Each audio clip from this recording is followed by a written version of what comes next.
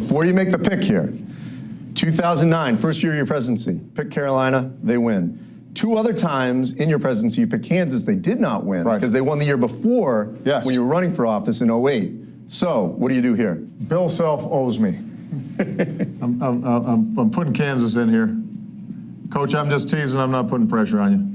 But I think the Jayhawks in a squeaker get past UNC. All right, so put your official seal on Kansas as your potential champion. We're gonna sign this, and this is gonna be the year.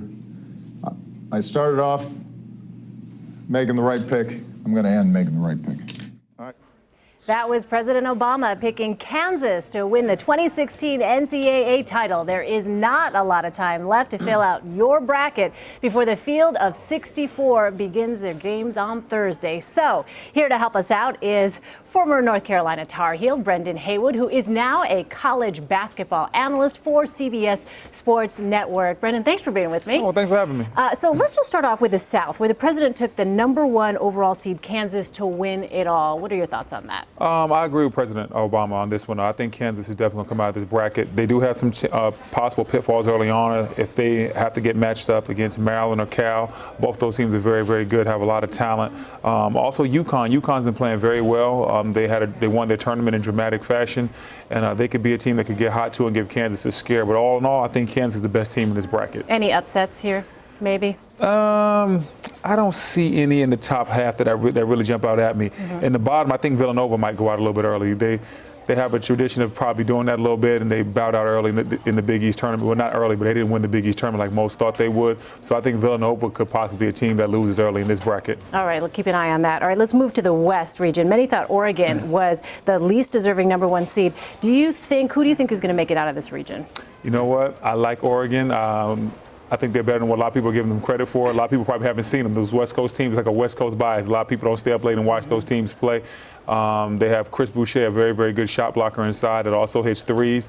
Dylan Brooks is a very versatile inside-outside type of forward also that could be a matchup nightmare. But all in all, I think Oklahoma's going to win this bracket. I think Oklahoma's going to come out of here. I love Buddy Hield, averaging 25 points per game. He's probably going to be the national player of the year. And when he gets rolling, he gets cooking, I don't see anybody better than him in the nation. All right, let's move on to the Midwest. And as I disclosed to you, I'm married into a Michigan State family. So it's a good year for that. So let me ask you. Okay, so Virginia and Michigan State, maybe. I mean, what are your thoughts on this? Because you picked Michigan State. Yeah, I have Michigan State going to the Final Four. I have Michigan State going on to the national championship game. Yeah. But we like that. Yeah, I definitely like how they're playing. I love Denzel Valentine.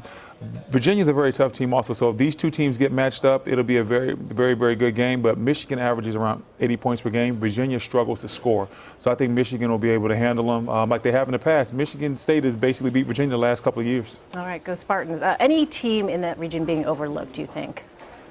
No, not in this region. I don't see anybody that jumps out at me as overlooked. Okay. All right. Let's move on to the East region. So, this is probably the deepest when it comes to Final Four teams here: North Carolina, Kentucky, Xavier, West Virginia. How do you see that region playing out?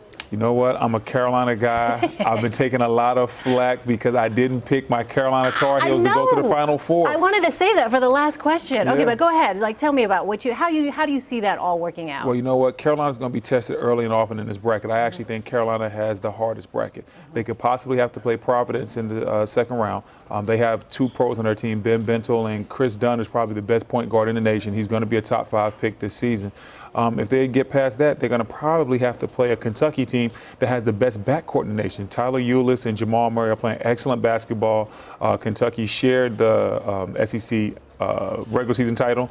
They won the SEC tournament, and they're playing very, very good right now. And I think their guards, combined with the fact that Carolina has some inconsistencies on defense in their perimeter shooting, I think Kentucky's going to get them. All right, so I got to ask you, how much flack have you been catching for picking Kentucky over your Tar Heels? I've had some of the Carolina assistant coaches called me. They were like, They said, how could you pick Kentucky to beat us? And I was like, well, listen, man, I hope you guys prove me wrong. This is when I pick with my head, not my heart. My heart's still with Carolina, but my head says Tyler Ulis and Jamal Murray might just be too tough for you. All right, calling it like he sees it. Brendan Haywood, thank you so much for your time. I appreciate you having me. Appreciate it.